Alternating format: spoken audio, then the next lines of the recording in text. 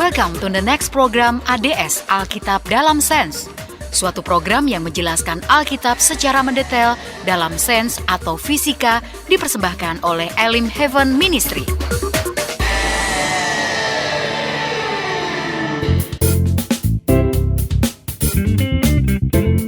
Welcome dan salam sejahtera. Selamat ketemu kembali dengan Elim Heaven dalam ADS Alkitab Dalam Sains. Pada episode 31 yang terakhir ini, saya akan merampungkan 3 bagian yang telah saya jelasin pada 30 episode berikutnya.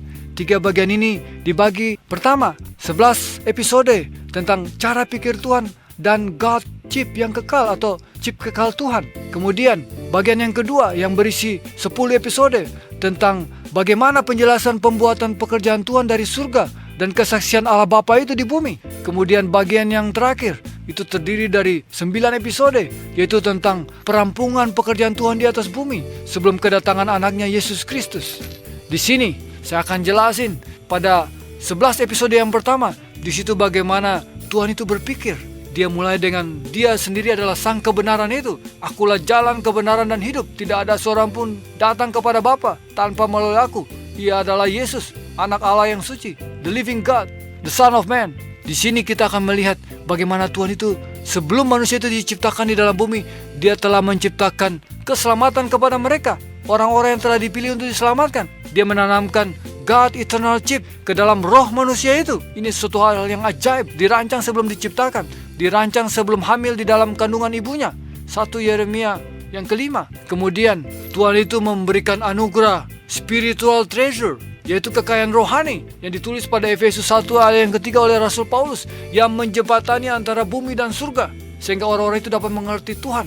Kemudian Tuhan menjelaskan bagaimana God is the light of the world, atau Tuhan adalah terang dunia, yang dijelaskan lewat optik Tuhan.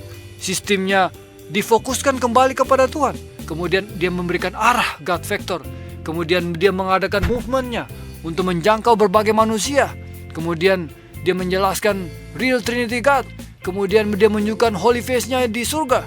Kemudian menyatakan the coming of the Son of Man in the cloud with the glory of God and all of His angels and the holy people. Kemudian security tentang anything, yaitu lewat jaringan Roh Kudusnya. Kemudian pada bagian yang kedua di situ dijelaskan bagaimana mengerti suprarasio dan supranatural. Hal ini dapat diidentifikasi oleh Yesus Spirit sendiri atau Roh Yesus. Roh Yesus itu bekerja untuk mengampuni dosa-dosa manusia, membuka pikiran manusia yang buta, membuka hati mereka yang buta.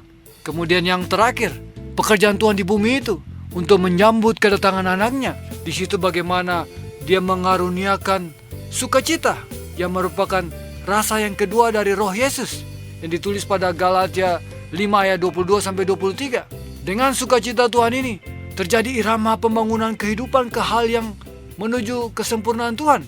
Nah, di sini terjadi perjalanan dari faith ke faith, makin percaya, makin mengerti Tuhan, makin mengerti Tuhan, sehingga dapat mengerti teologi Tuhan itu, yaitu God Seraphim Theology atau teologi malaikat atau kerub Tuhan yang mempunyai 6 sayap dan banyak mata-mata di dalam sayapnya, dan satu kepala itu mempunyai 4 wajah, itu wajah manusia, wajah lembu, dan wajah singa maupun wajah Raja Wali yang dikendarai langsung oleh Yesus.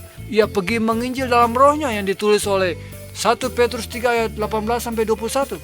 Nah, roh Tuhan yang dibawa oleh Yesus ini seperti api yang membakar, seperti pedang bermata dua yang dapat memisahkan bagian kekal manusia, yaitu roh dan jiwa manusia, sehingga manusia itu tidak dapat lari dari Tuhan. Ini semua menunjukkan bagaimana Tuhan itu menjelaskan tentang kebesaran Tuhan itu yang melampaui segala pemikiran abad informasi. Dan ini Yesus mengatakan adalah abad kebenaran, the truth century.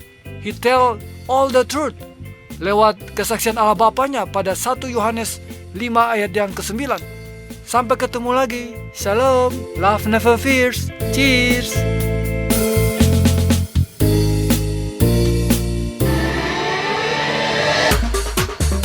Terima kasih Anda sudah mendengarkan ADS Alkitab Dalam Sains, program yang menjelaskan Alkitab